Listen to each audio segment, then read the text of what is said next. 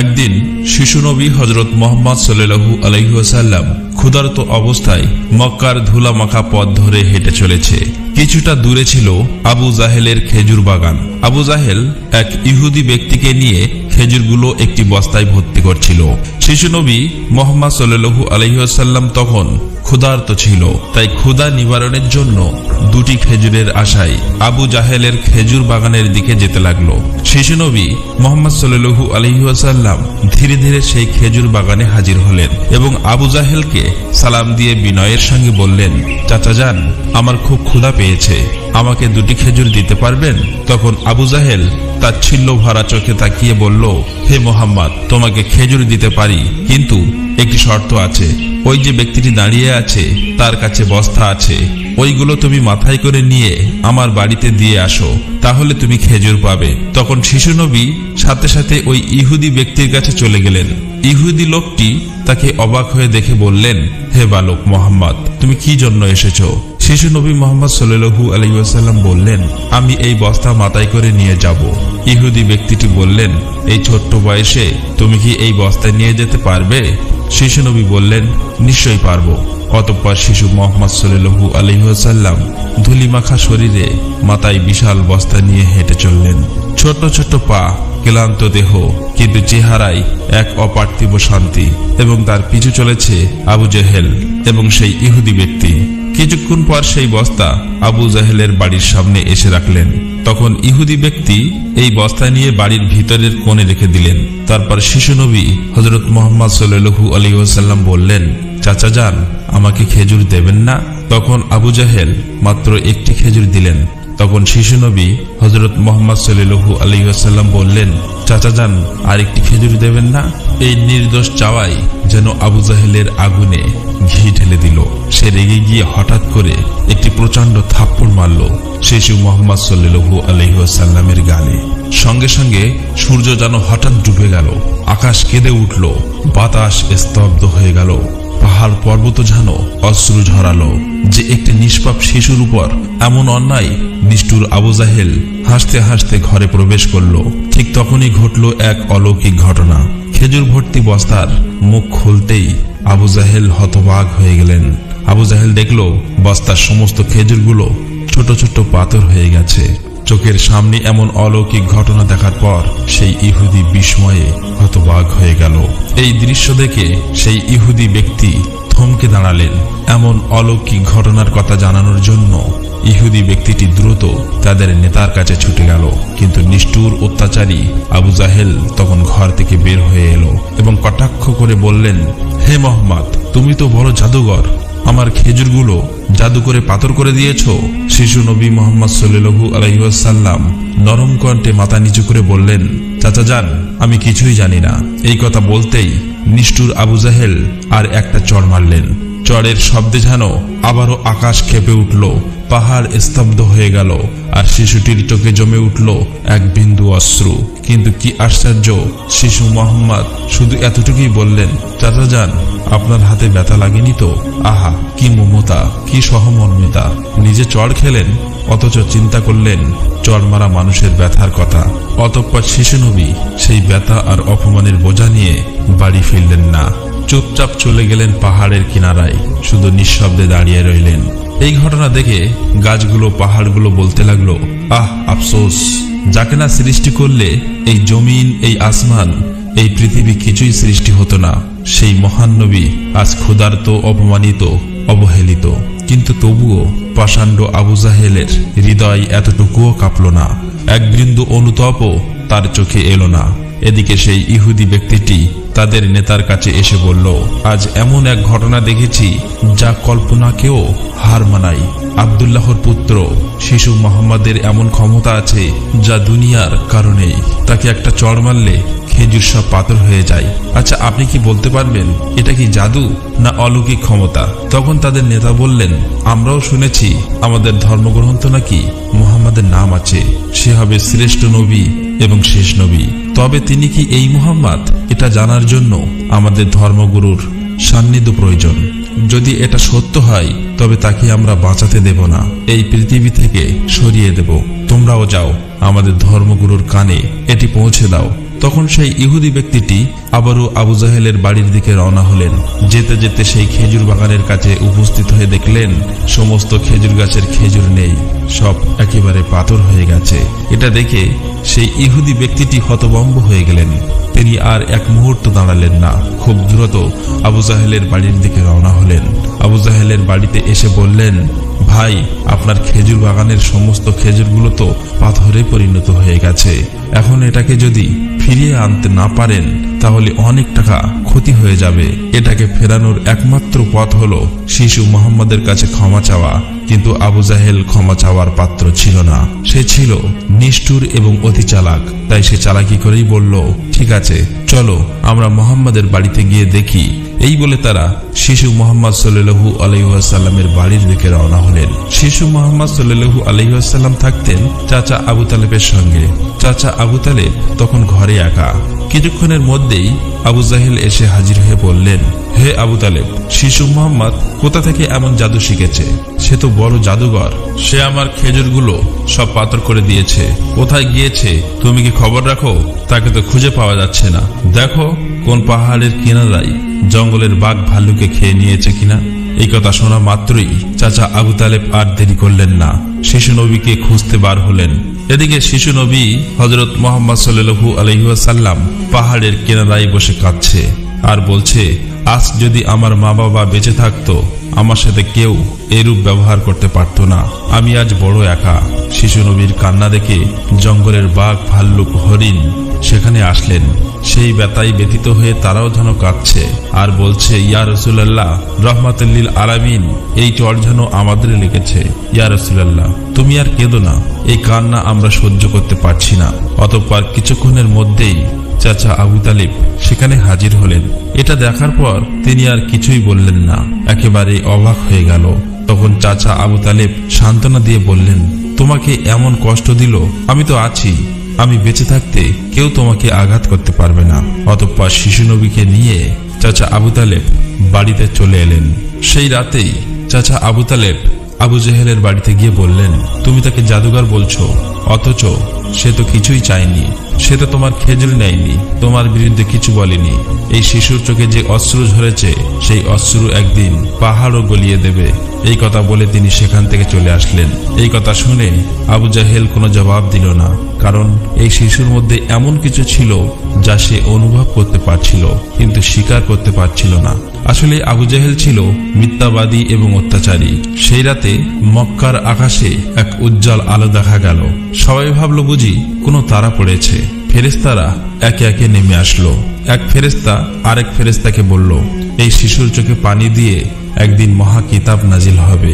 এই শিশু হবে শ্রেষ্ঠ মানব তথা শ্রেষ্ঠ নবী, যা সমগ্র বিশ্ববাসীর জন্য রহমত স্বরূপ।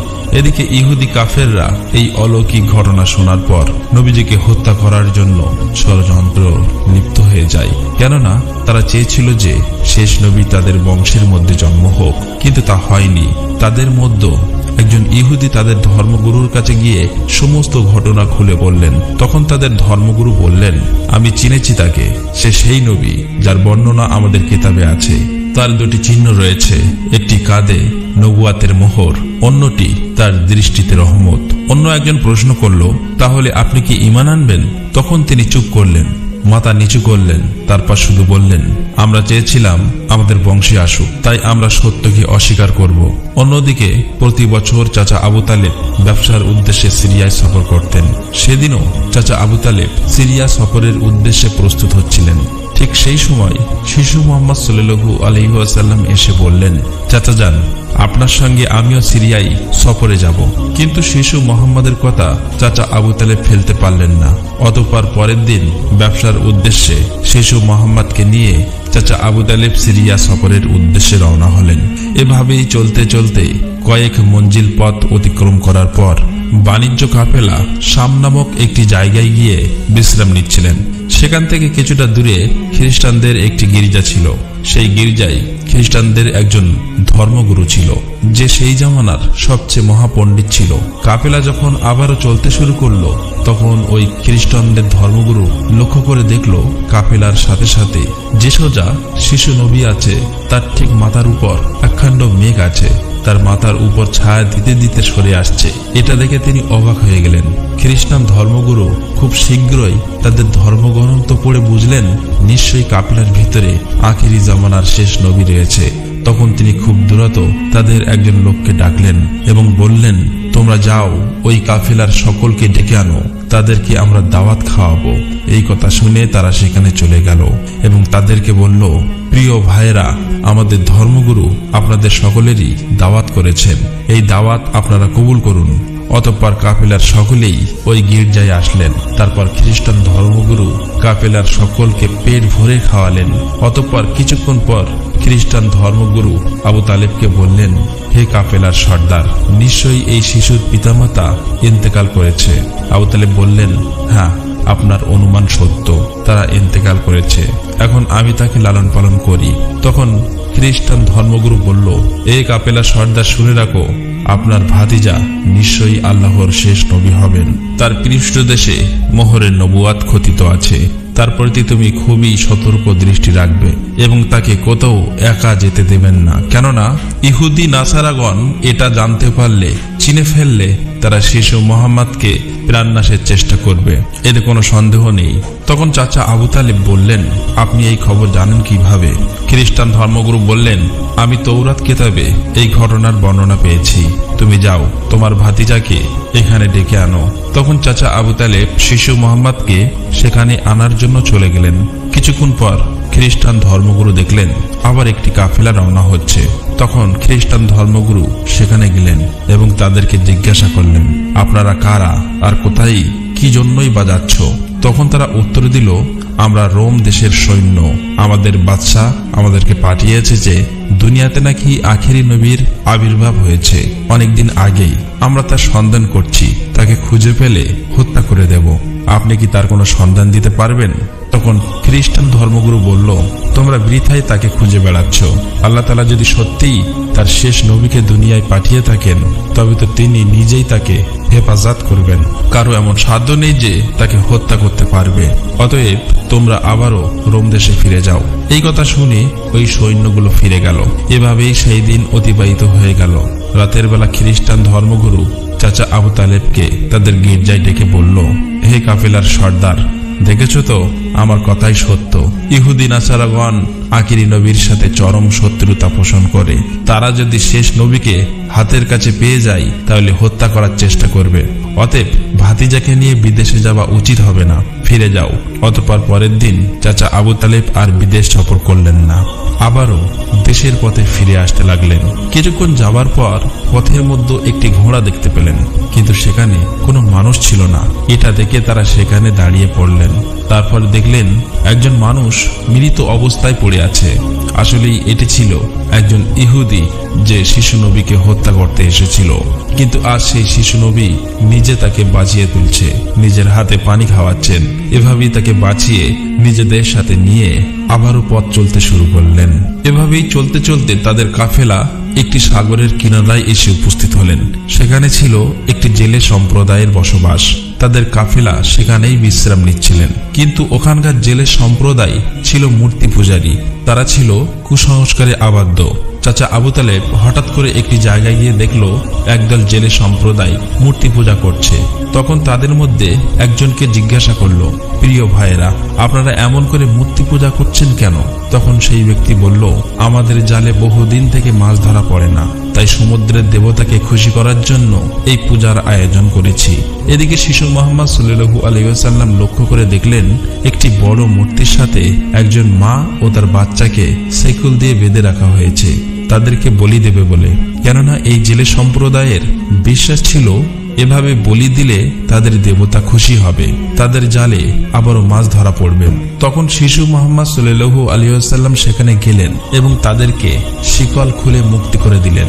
সেই মুহূর্তে একজন জেলে সেখানে গেলেন এবং বললেন, আমরা যাদেরকে বলি দেব বলে বেঁধে রেখেছিলাম তাদেরকে একজন বাচ্চা খুলে দিয়েছে। এটা শুনে তারা সবাই অতি দ্রুত নবীজিকে ধরতে সেখানে যেতে লাগলো।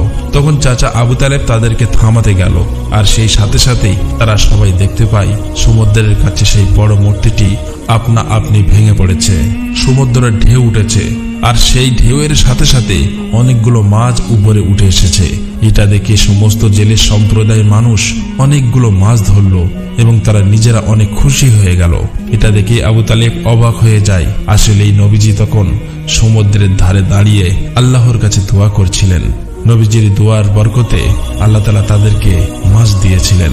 অতঃপর তাদের কাফেলা মক্কার দিকে রওনা হলো।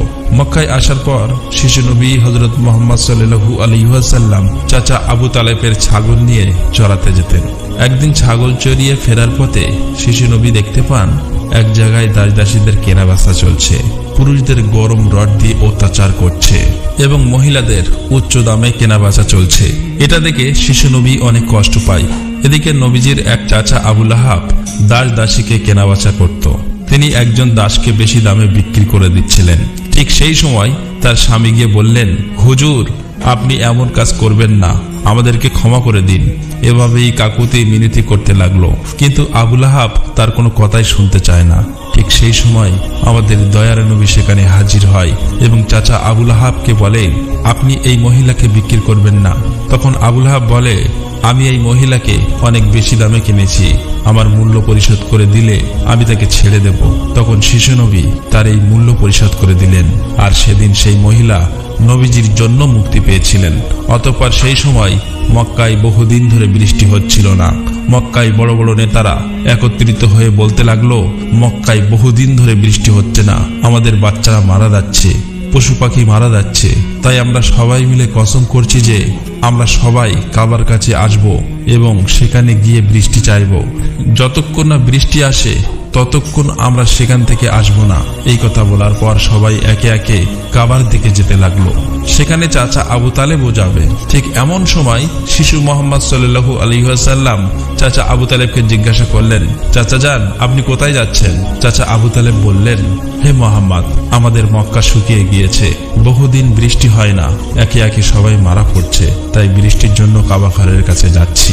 তখন শিশু নবী বললেন, চাচা যান, আপনি আমাকে সাথে নিয়ে চলেন। তখন চাচা আবু তালেব বললেন, হে মুহাম্মদ, তুমি এখন ছোট্ট, সেখানে মক্কার বড় বড় নেতারা থাকবে, আমি যদি তোমাকে নিয়ে যাই তাহলে সকলেই আমাকে অপমান করবে। তখন শিশু নবী বললেন, চাচা যান, আপনি আমাকে সাথে নিয়ে চলেন, তারা যদি আমাকে সেখানে থাকতে না দেয় তাহলে আমি চলে আসব। শিশু নবীর মুখে এমন কথা শোনার পর চাচা আবু তালেব তার কথা ফেলতে পারলেন না। আসলে তিনি তাকে খুবই ভালোবাসতেন, তাই তিনি তাকে নিয়ে কাবার দিকে রওনা হলেন। কিছুক্ষণ পর তারা কাবার কাছে গিয়ে হাজির হলেন। দেখলেন কাবা ঘরের কাছে মক্কার বড় বড় নেতারা হাজির হয়েছে। আশেপাশের পুরুষ মহিলা সবাই হাজির হয়েছে, কেননা তারা শপথ নিয়েছে বৃষ্টি না আসা পর্যন্ত কাবা ঘর আঁকড়ে ধরে রাখবে। মক্কার বড় বড় নেতারা বলতে লাগলো, হে আবু তালেব, তুমি কি জানো না আমরা এখানে শপথ করে এসেছি, তুমি এই শিশুটিকে কেন নিয়ে এসেছো?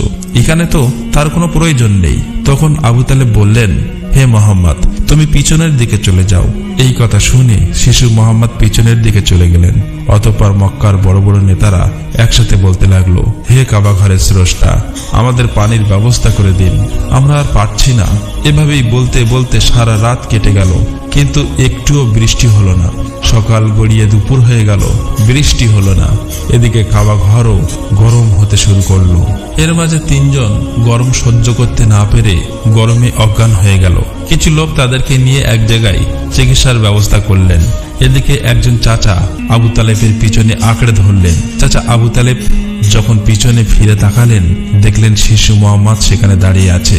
অত্যন্ত রেগে গেলেন এবং বললেন, হে মুহাম্মদ, তুমি এখানে কেন এসেছো? তখন শিশু মুহাম্মদ বললেন, চাচা যান, আমাকে আসতে দিন, আমি আসলেই মহান আল্লাহ তাআলা পানি বর্ষণ করবেন। তখন চাচা আবু তালেব বললেন, এখানে এতগুলো মক্কার বড় বড় নেতা আছে, তারা সবাই পানি চাইছে, কিছু হচ্ছে না, আর তুমি এখন এই শিশু বয়সে কি করবে? তুমি চাইলে পানি হবে? এটা সম্ভব? অতএব তুমি পিছনের দিকে চলে যাও। এই কথা শুনে শিশু নবী আবার পিছনের দিকে চলে আসলেন। এদিকে পুনরায় তারা একসাথে বলতে লাগলো, হে কাবা ঘরের স্রষ্টা, আপনি আমাদের পানির ব্যবস্থা করে দিন। কিন্তু কোনো মতেই বৃষ্টি হলো না। তখন সবাই ক্লান্ত হয়ে এক জায়গায় বিশ্রাম নিচ্ছিলেন। চাচা আবু তালেব পিছনে লক্ষ্য করে দেখলেন আবারও শিশু নবী সেখানে হাজির। তিনি অত্যন্ত রেগে গিয়ে বললেন, হে মুহাম্মদ, তুমি আবার কেন এসেছো? শিশু মুহাম্মদ বললেন, চাচা যান, আমি তো আপনার ঘাম মুছতে এসেছি। এই কথা শুনে চাচা আবু তালেব নবীজির উপর প্রচন্ড মায়া লাগলো এবং তাকে জড়িয়ে ধরলেন। তখন শিশু মোহাম্মদ আবারও বললেন, চাচা যান, আমাকে একটিবার কাবা ঘরের কাছে যেতে দিন। আমি গেলে আল্লাহ তাআলা পানি বর্ষণ করবেন। সেখানে থাকা মক্কার নেতাদের মধ্যে একজন এই কথাটি শুনতে পেল। শিশু মোহাম্মদ চিৎকার করে বলতে লাগলো, হে মক্কার মানুষেরা, চেয়ে দেখো, পানি চলে এসেছে।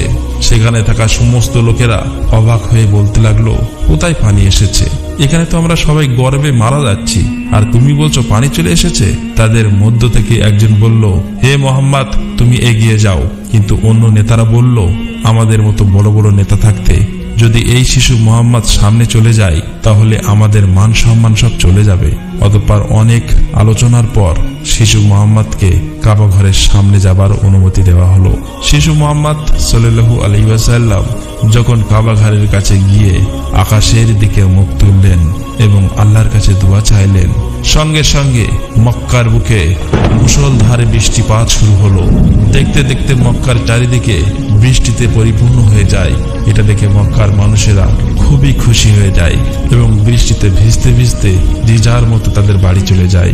প্রিয় দর্শক, একবার ভেবে দেখুন, এই কাহিনীটি শুধু ইতিহাস নয়, এটা ভালোবাসা, কষ্টের আর তাকওয়ার এক জীবন্ত নিদর্শন। আমাদের দয়ার নবী, রহমতের নবী কতই না কষ্ট পেয়েছেন। তিনি এত কষ্ট সয়েও কাউকে অভিশাপ দেননি, শুধু দোয়া করছিলেন, হে আমার রব, আমার উম্মতকে মাফ করে দাও। তারা জানে না আমি কে। এই সেই নবী যার ভালোবাসা ছাড়া জান্নাতের দরজা খুলবে না কারো জন্য। আর আজ আমরা এই যুগের মুসলিম কতটুকু কাঁদি তার জন্য, কতটুকু ভালোবাসি তাকে, কতটুকু তার সুন্নাহ আঁকড়ে ধরেছি। একবার ভেবে দেখুন, যে নবীর কষ্টে পাহাড় কাঁদে, গাছ কাঁদে, পশু পাখি কাঁদে, আর আমরা, আমাদের চোখে জল আসে না, আমাদের হৃদয় কেন নড়ে না? প্রিয় দর্শক, আসুন আমরা সকলেই দোয়া করি, মহান আল্লাহ তাআলা যেন আমাদের সকলকে সেই দয়ার নবীর ওসিলায় মাফ করে দেন। আল্লাহ তাআলা আমাদের সকলের দোয়া কবুল করুক, আমিন।